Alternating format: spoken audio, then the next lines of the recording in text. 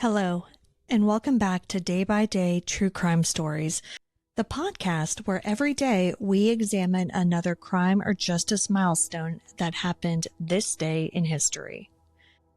I'm your host, Kona Gallagher, and today is January 6th. Today, we're heading to Scotland to look into a devastating case that happened in 1958, the murders of the Smart family. Peter, Doris, and their 11-year-old son Michael were killed in their home in Uddingston, Scotland. Their deaths were part of a terrifying string of murders carried out by one of the UK's most notorious serial killers, Peter Manuel. Though his reign of terror thankfully didn't last long, it left a nation in shock, and it changed the way that crimes like this were investigated. So let's get into the Smart family killings.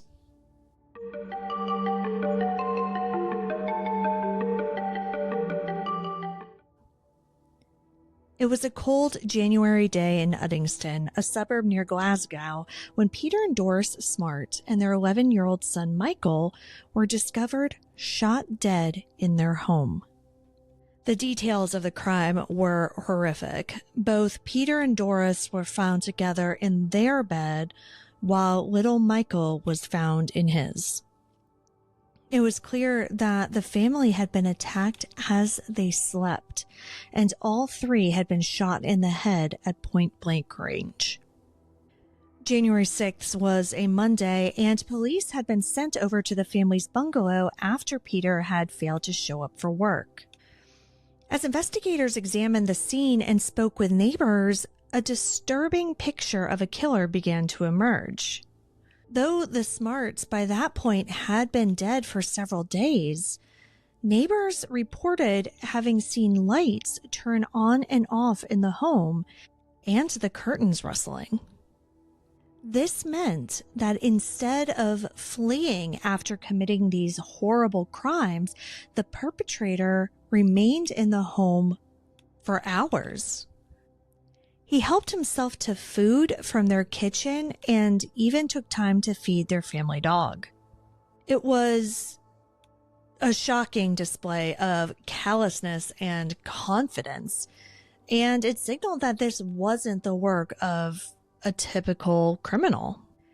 As for who the killer could be, police were initially at a loss. The Smart family didn't have any enemies, and the motive for such a bizarre and violent act wasn't immediately clear.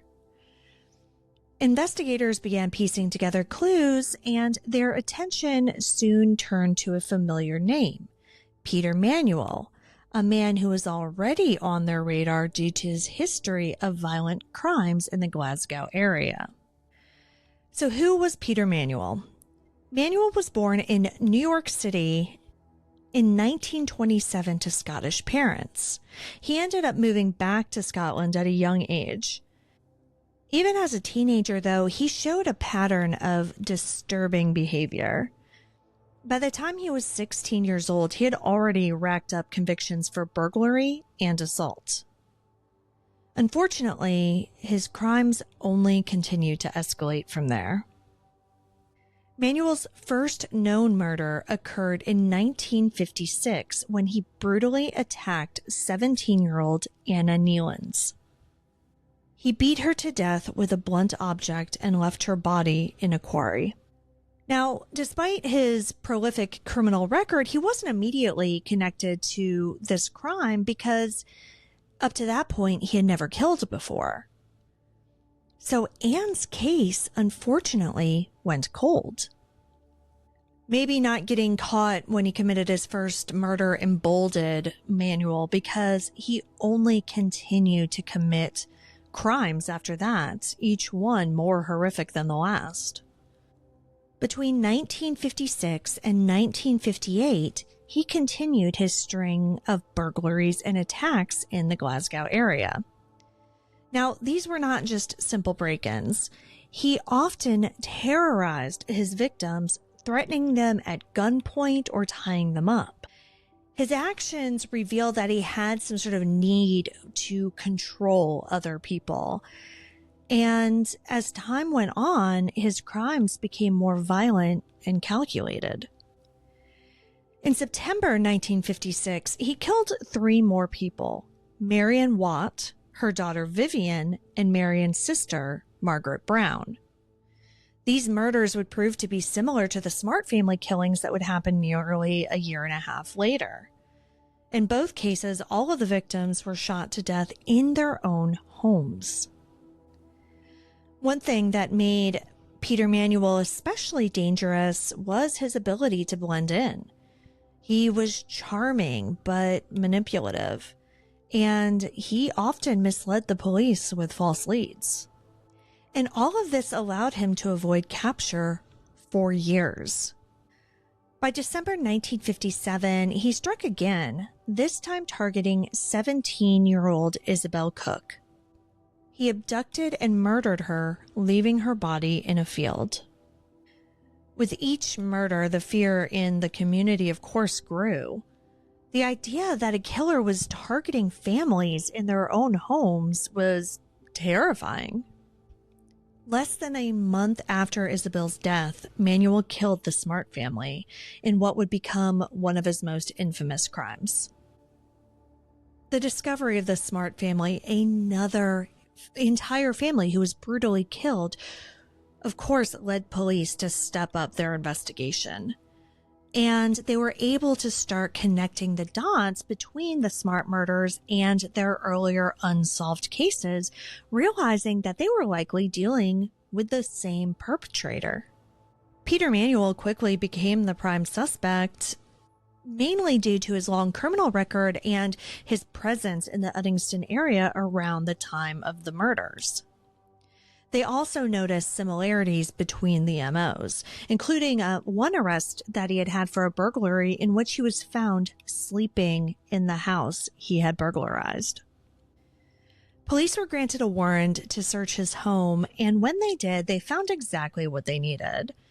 They found items from the homes that had been burglarized. He was also found to have been using some of the banknotes that he had stolen from the Smart family home at various public houses around town. So all of this was enough to connect him to these crimes, and Manuel was arrested just days later. Now, this is what's interesting. Peter Manuel was living at his parents' home at the time of his arrest, so the home that was searched actually belonged to them.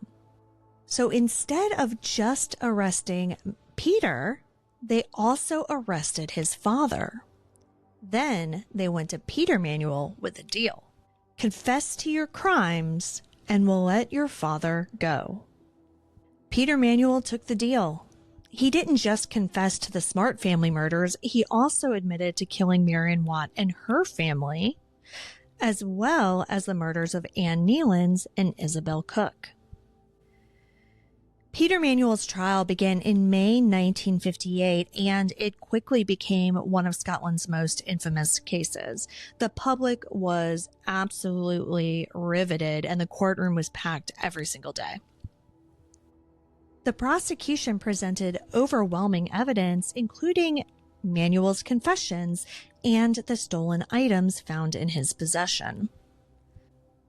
Now, in a bizarre twist that only goes to show how arrogant of a man Peter Manuel was, he decided to fire his attorneys and represent himself at trial. His arrogance led him to cross-examine witnesses and try to poke holes in the prosecution's case, coming up with bizarre stories, including a story about Peter Smart actually being the one who went on a rampage and killed his own family.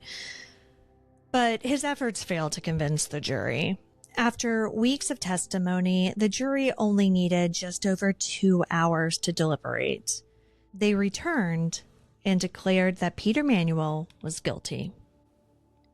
On May 12, 1958, Manuel was sentenced to death by hanging. Despite his appeals and attempts to delay his execution, he was ultimately hanged on July 11, 1958, at Barlinnie Prison in Glasgow. For the families who remained of his victims, his death marked the end of a horrific chapter in their lives, though, of course, the pain of their losses remained.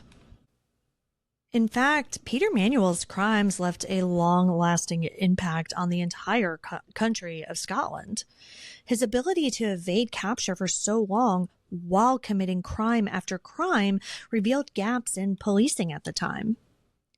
And even decades later, his name is remembered as a symbol of violence and terror in what is normally a peaceful and beautiful country.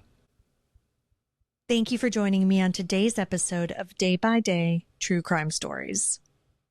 If you enjoyed today's episode, please subscribe, rate, and leave a review. It helps new listeners find us. I'll be back tomorrow with another case that happened this day in history. Until then, stay safe, take care of yourself, and take care of each other.